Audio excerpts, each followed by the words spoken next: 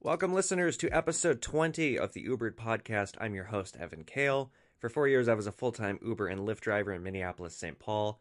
I gave 8,000 rides in that time period, and I wrote 2 books on the subject. UBERED, My Life as a Rideshare Driver, and the sequel, UBERED 2, both available on Amazon in paperback and Kindle. Or if you live in the Minneapolis-St. Paul area, you can get my books for free at the Hennepin County Library. Earlier, I did an episode called Scary, where I shared all my scariest stories from my first UBERED installment.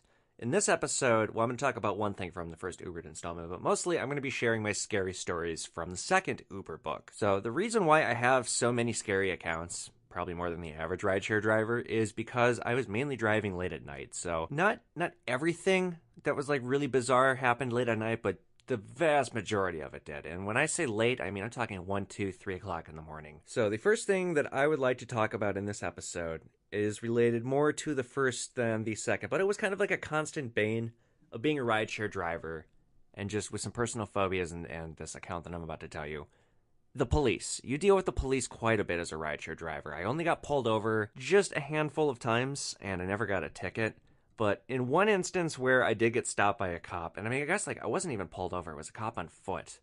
It was a really, really upsetting experience, but to get into everything about the police and like how I came to form these opinions, we have to backtrack. So the story starts in 2012. I had just graduated college. I was working at Macy's department store selling shoes, and I got off at about 9 p.m. It was a Friday night, and I went over to a friend's house, and after the friend's house, we had some beers there, and then we went out to the bars in Uptown. Now, this was before when Uber and Lyft was a thing, so we had to rely on cabs. So we took a cab to the bars.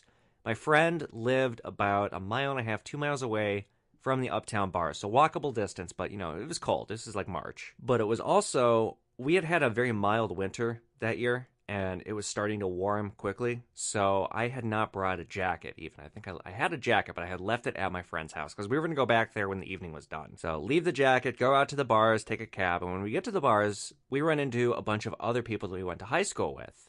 And so I'm catching up with people I haven't seen in a while. I'm buying drinks. I'm drinking a lot.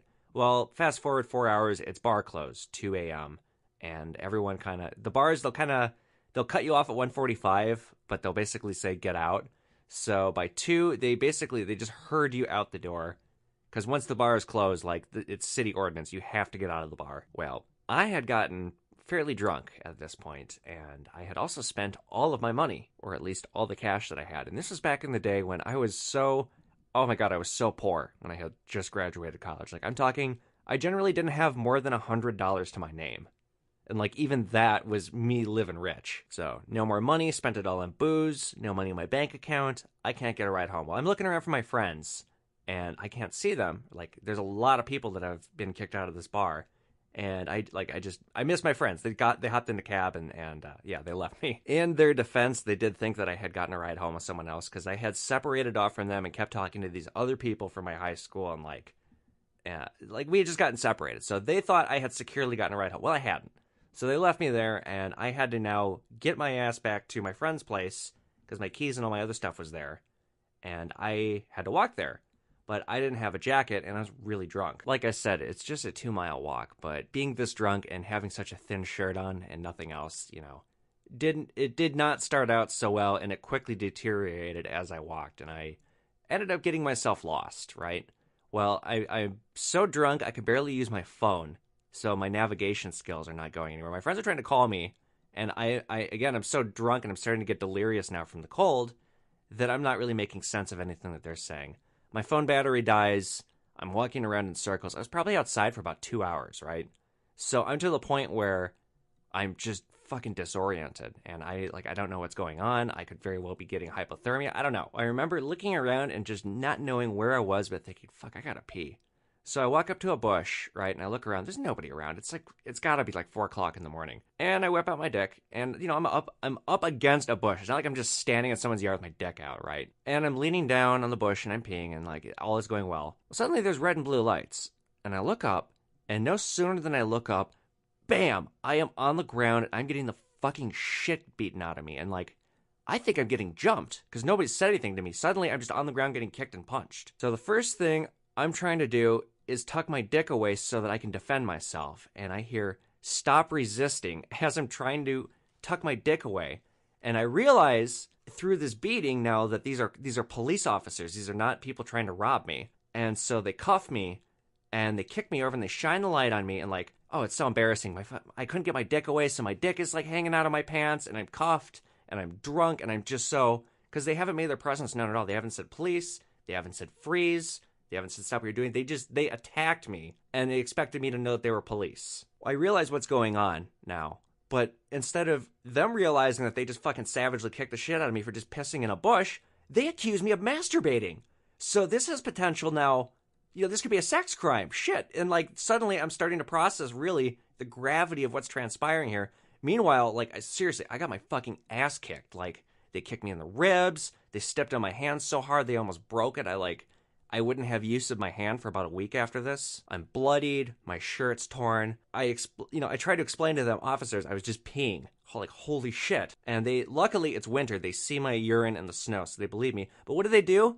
I swear to God, they dragged me by my hair into the squad car. They could have broken my fucking neck the way they were treating me. They throw me in the squad car. They don't talk to me. They take me down to Hennepin County Medical Center. It's like the drunk tank wing, but it's like worse than that because this was a much more extreme place than the drunk tank. I was held down, bound to a stretcher with like leather-bound restraints, and I got injected with ketamine.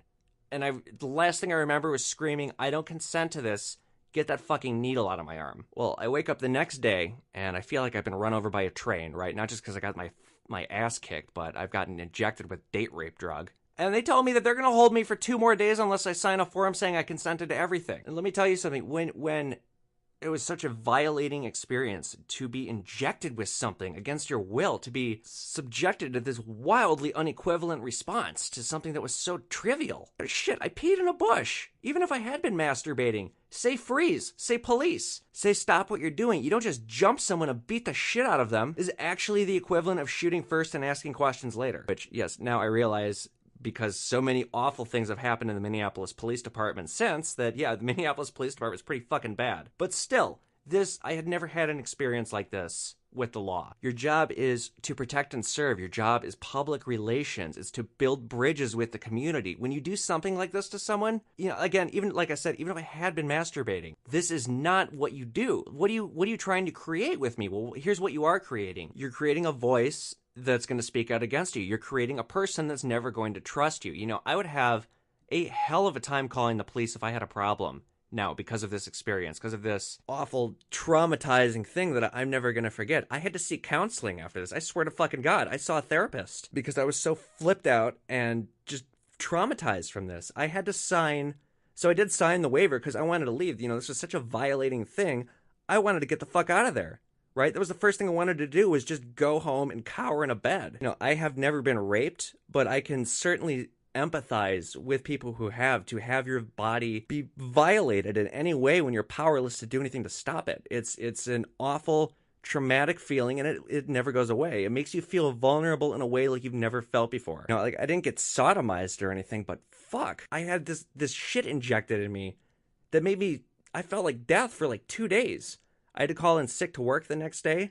I didn't want to say, oh, I got beat up by the police, because no matter how you slice it, that sounds bad. I told my boss at Macy's that I had fallen off a roof. And rather recently, the Star Tribune, the paper here in Minneapolis, ran a piece about the Minneapolis Police Department using ketamine on people for like the most trivial of offenses. Now, I read that and I was like, God, I guess I wasn't the only one. Anyway, so summarizing this, this is just such a brutal episode of my life, and it seriously bothered me for years afterwards. But where this relates to rideshare and getting back kind of into the Uber stories, so I've got like a handful of stories with police officers. Most of the time, it was fine. Like, I only got pulled over a few times. But whenever one was driving behind me, you know, it would always make me nervous.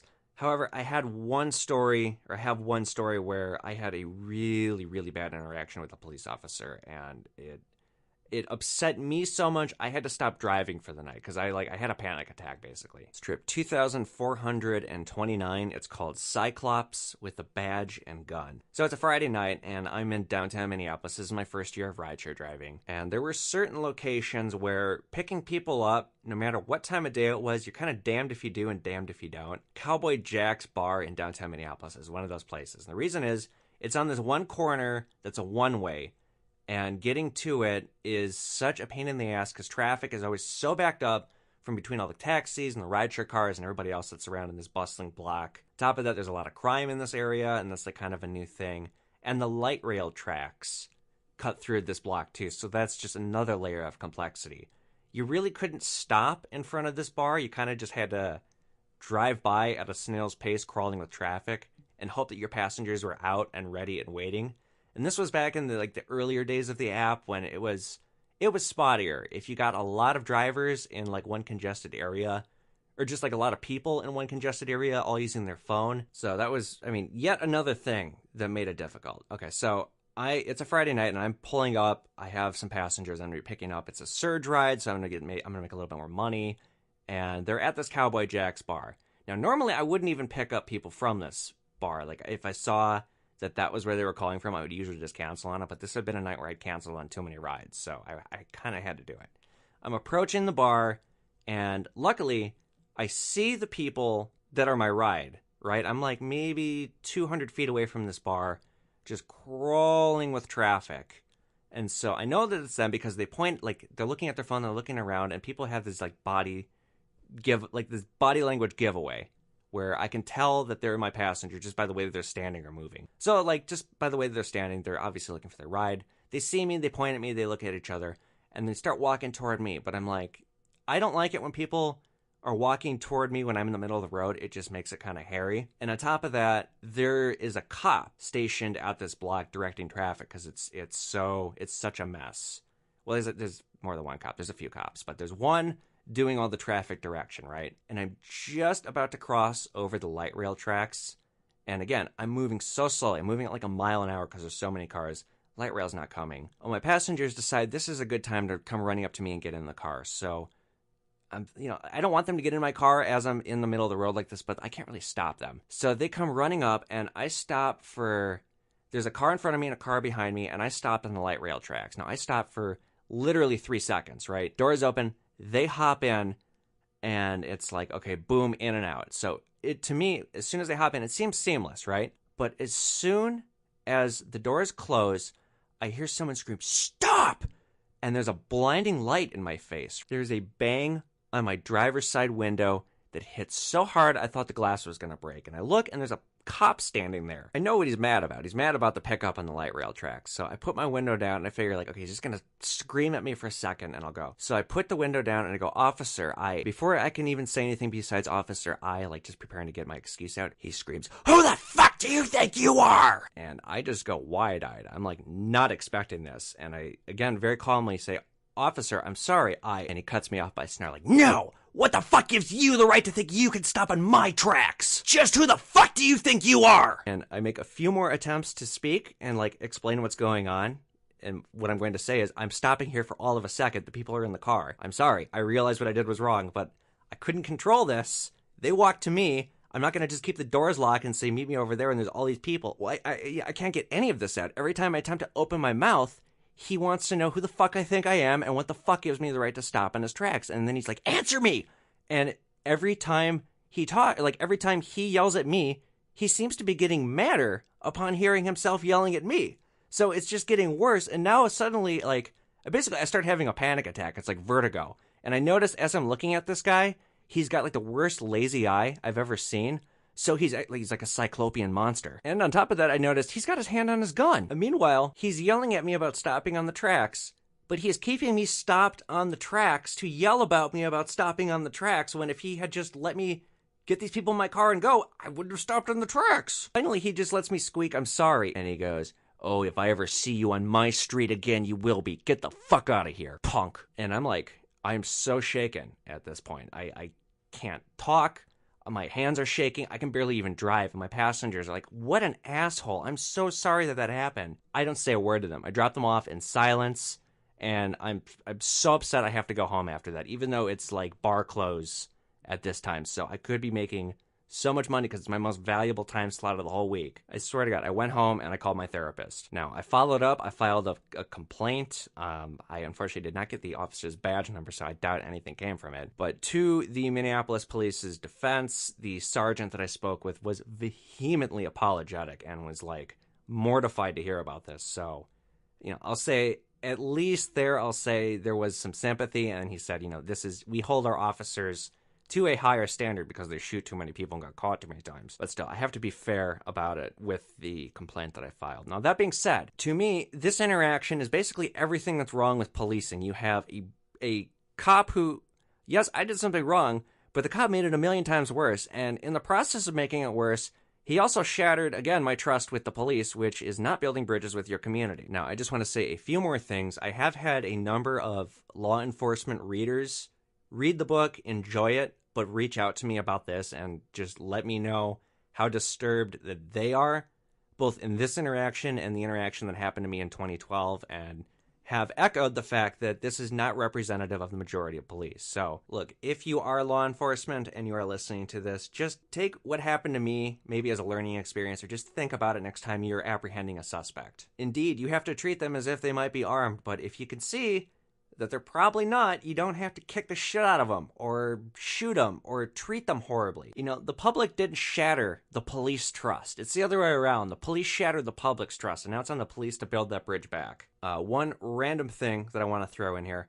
I've never, ever had a bad interaction with a state trooper, ever. And I think that has to do with the fact that they're trained better. What you want to take from that, I don't know. Now, I've never been arrested for DUI, and I do know that if you are caught speeding by a state trooper, they probably won't let you go. Somehow I never have been, at least not in recent memory. But I've been stopped by state troopers before, and they're always so polite and so friendly.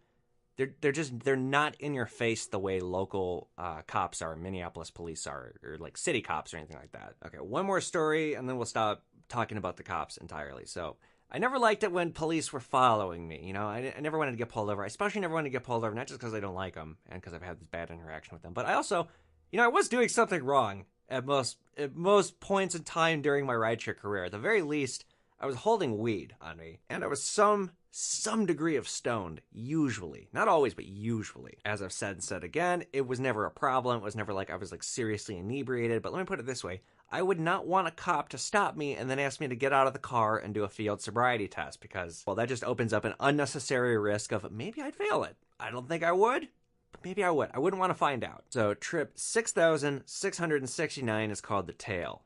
This is when I got my Cadillac, right? So, I had gone through all these different cars. One thing that was nice about having the BMWs is I wasn't too worried about getting stopped driving a BMW because, well, a cop is going to stop you if they think they can successfully write you a ticket.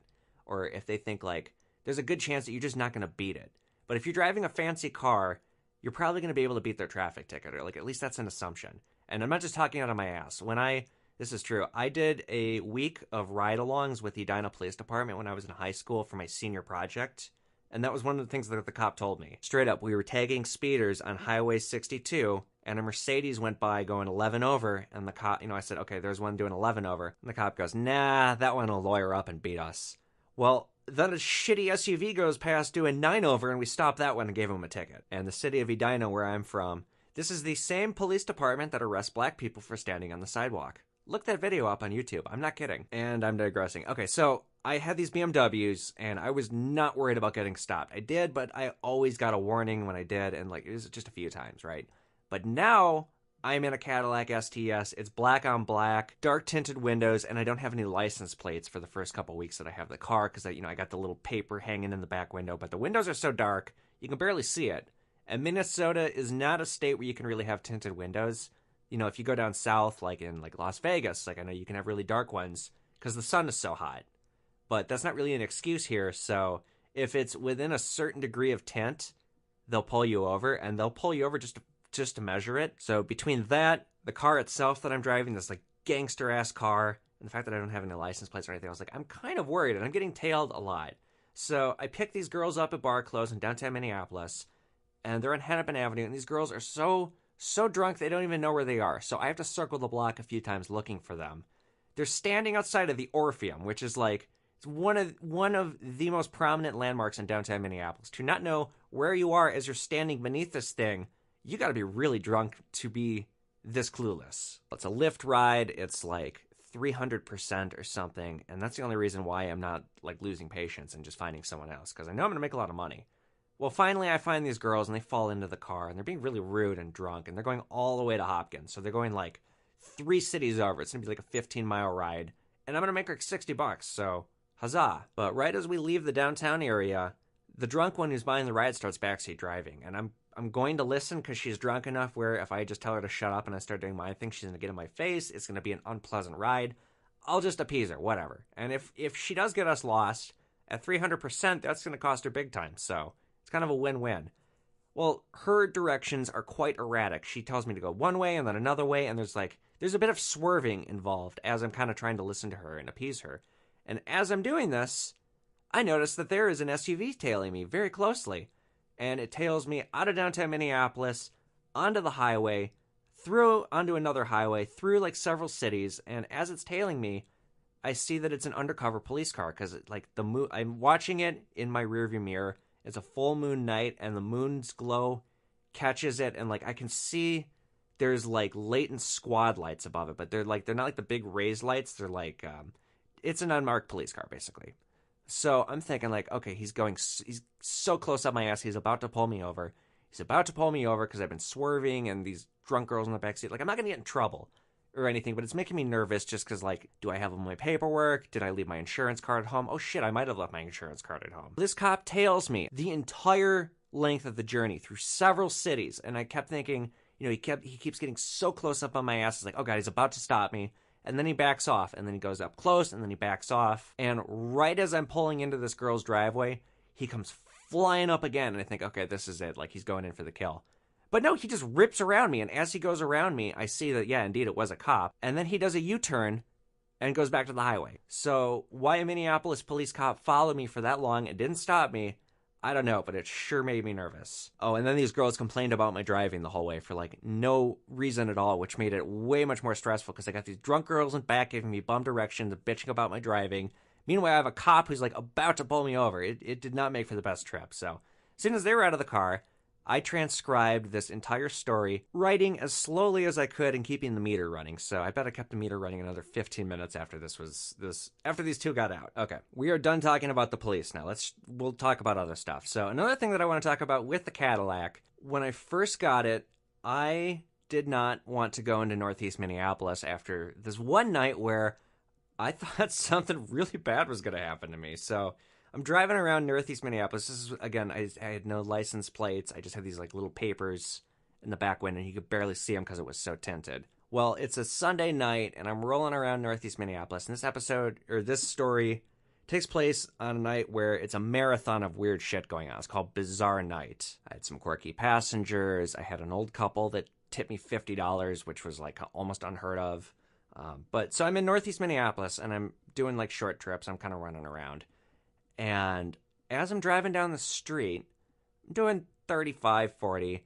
Well, I pass an alley, and this Dodge Charger that was parked in the alley, lights turn on, and this car just comes flying out of the alley up on my ass. And so I think it's an unmarked cop about to pull me over for speeding.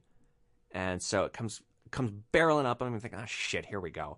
But instead of pulling me over, it pulls up alongside me, and I've got my windows on. I'm blasting hip-hop. I was listening to Kool Keith, one of my favorite rappers. Shout out to Kool Keith. If you guys don't know who Kool Keith is, I strongly, strongly recommend you check out his music. He's got some hard beats, and some even harder lyrics. But you know what's even harder than Kool Keith's beats and lyrics are the guys pulling up alongside me. It is 4 really gnarly-looking black dudes, and they are reaching under their seats like they're about to pull out guns and shoot me. They are looking at me so intensely. So I look over at them, and they look over at me, and I just get this pit of fear in my stomach, because I swear to God, I thought I was about to get shot. But they looked at each other. They go from, like being so intense, like, ready to, like, do something as they're alongside me. And then they look at me, and they look at each other, and the look on their face, it says, wrong guy. And the windows go up, and the Charger just rockets away. Like, I'm talking, like, whoever's driving put pedal to the metal, 80, 90 miles an hour just shot away from me. So I don't know what would happen then.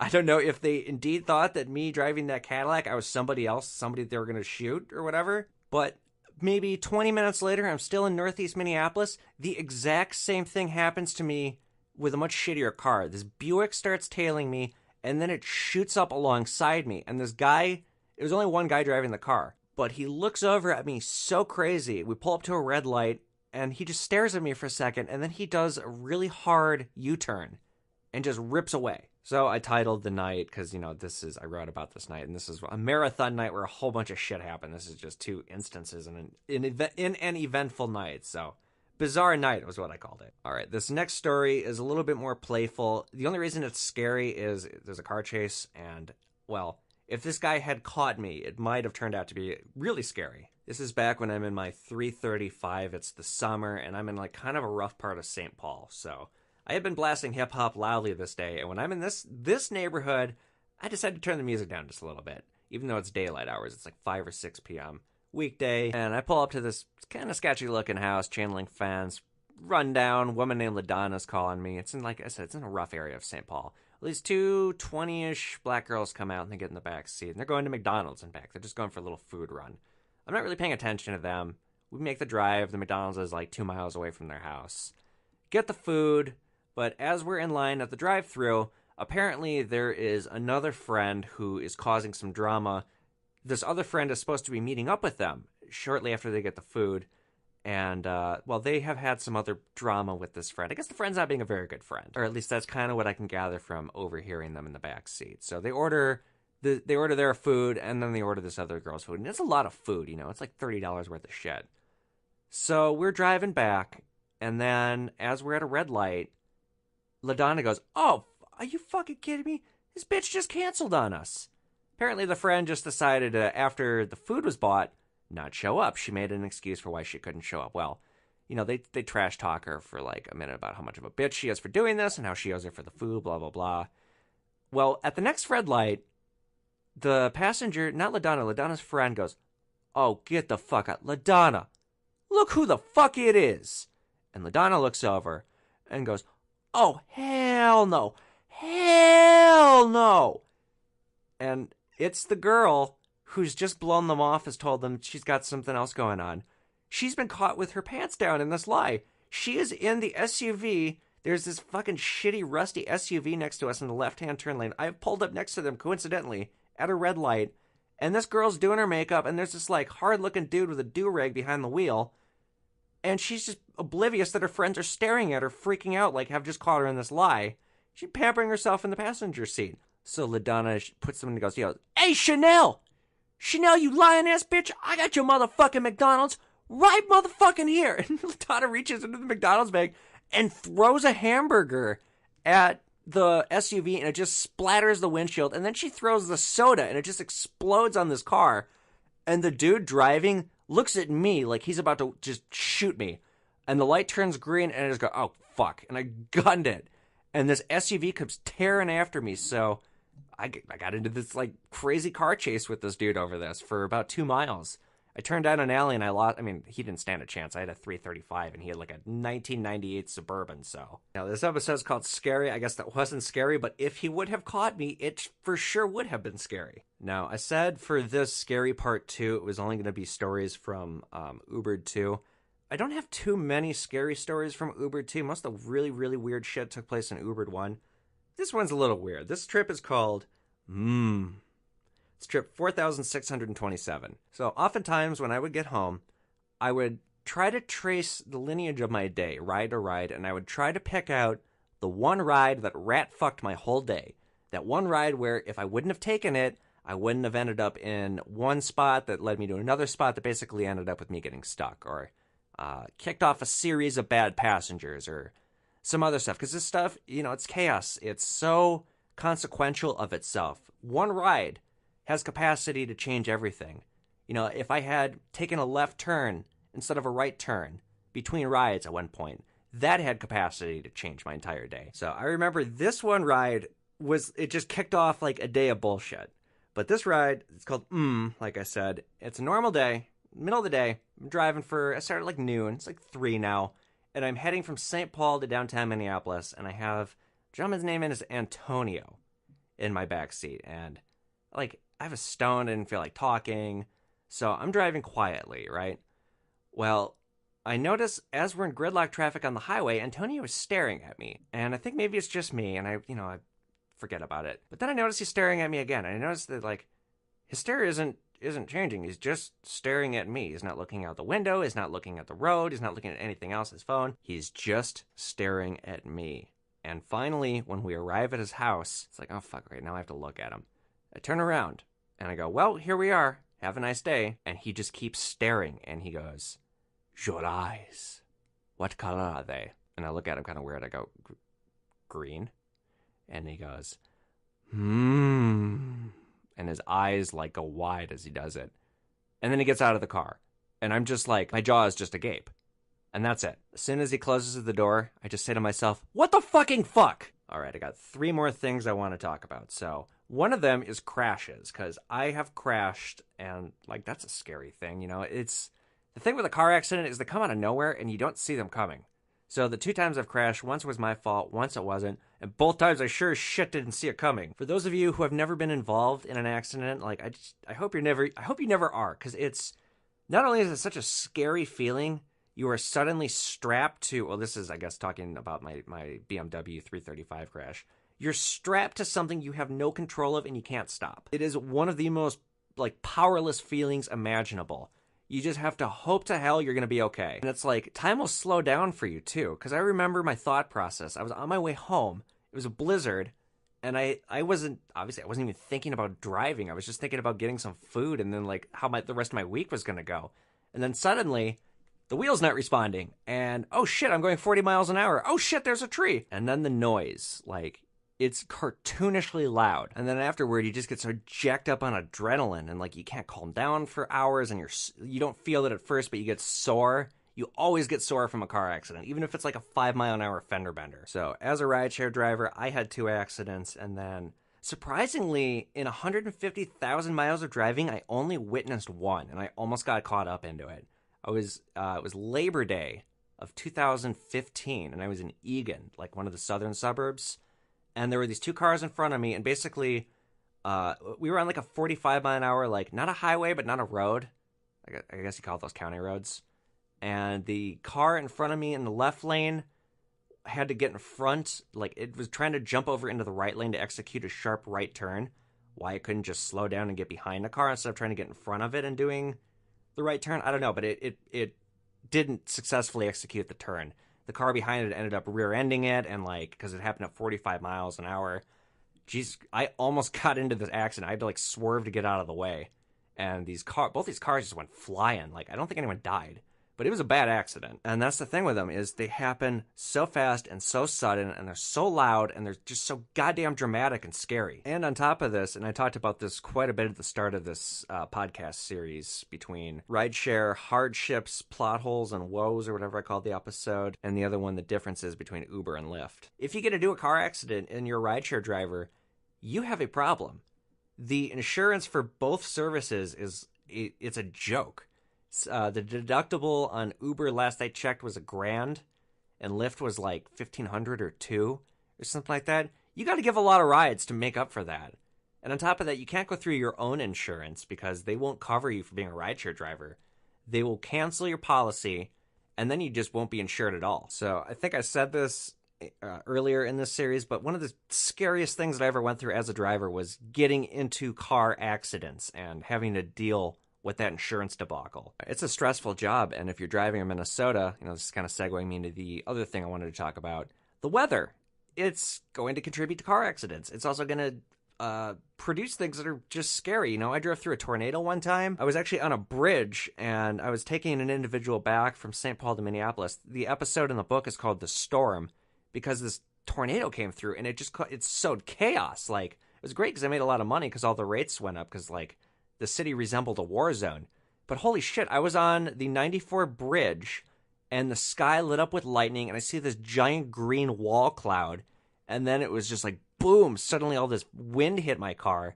There were cars that were, like, pulling over. I was afraid that if I pulled over, we were going to get blown off the bridge.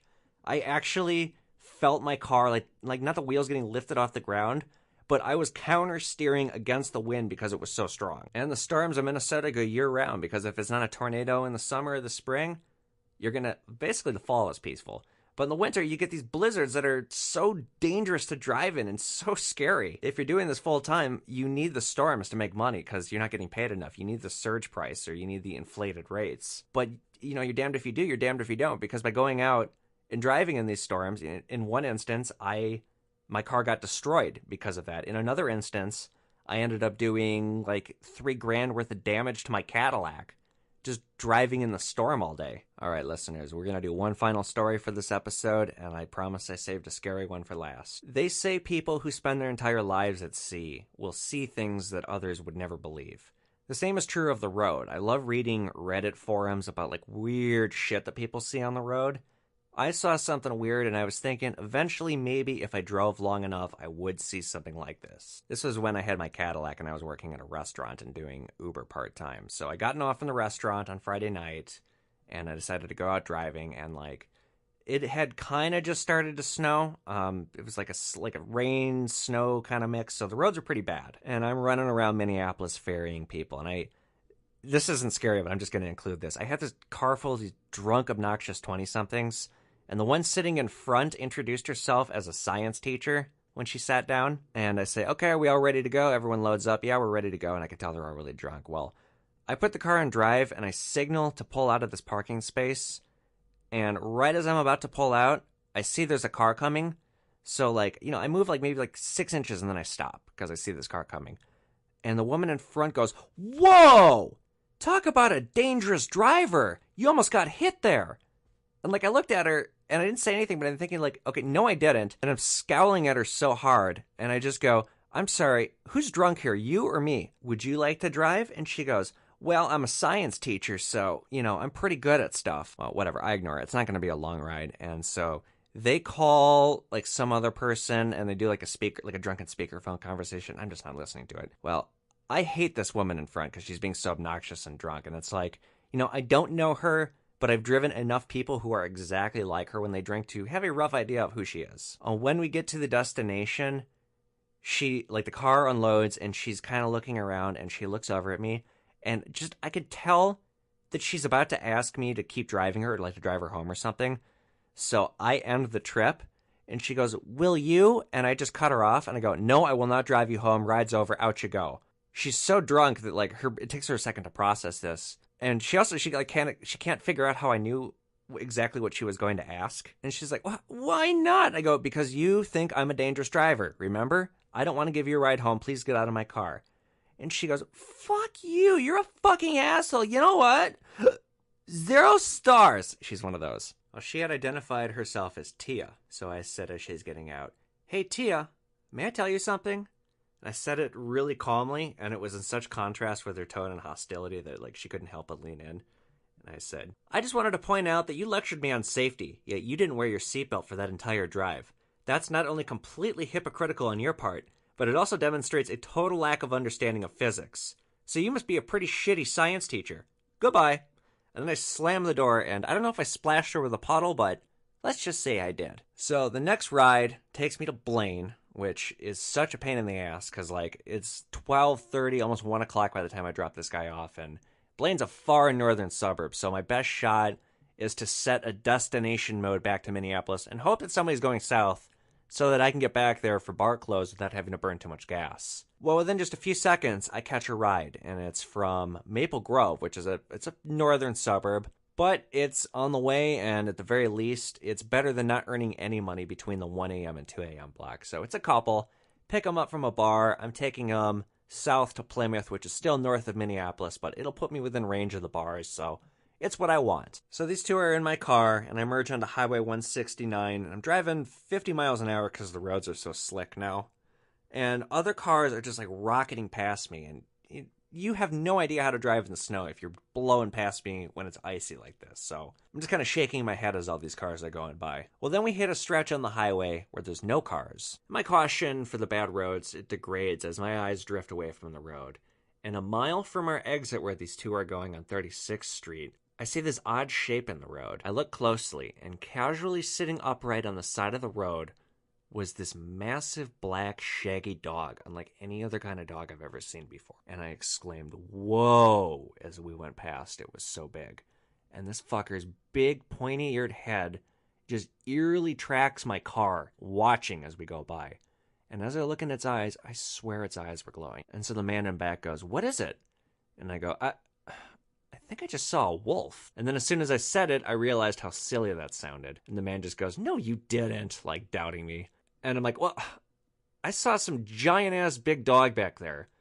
Maybe it was an Irish wolfhound, but I know dog breeds pretty well, and that was no Irish wolfhound. It was much, much bigger.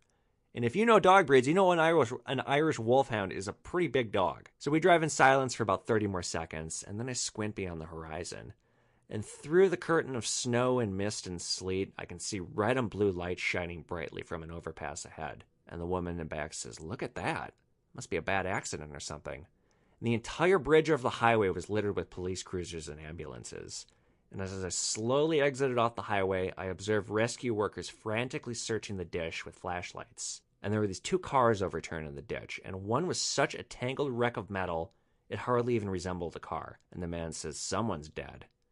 And although I agreed with him, I kept quiet. So I let them out of their residence about a mile away and I pull off. But as I started thinking about the accident, a chill crept down my spine with such fervor, goosebumps bubbled along my arm. Now, I've read these countless stories on the internet of sightings of black dogs associated with tragedy.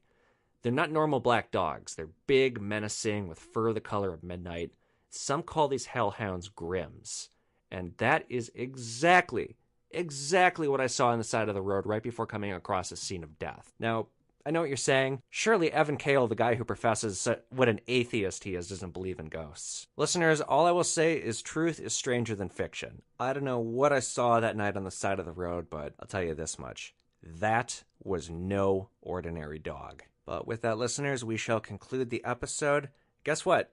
Next week is the final episode of the UBERED podcast, so be sure to tune in. If you have not yet asked me a question, you can still get one in. I have not recorded the final episode yet. A reminder, you can get all of my books on Amazon, UBERED, My Life as a Rideshare Driver, UBERED 2, and my debut novel, Wolf in the Jungle. They're also available at the Hennepin County Library if you live in the Minneapolis-St. Paul area.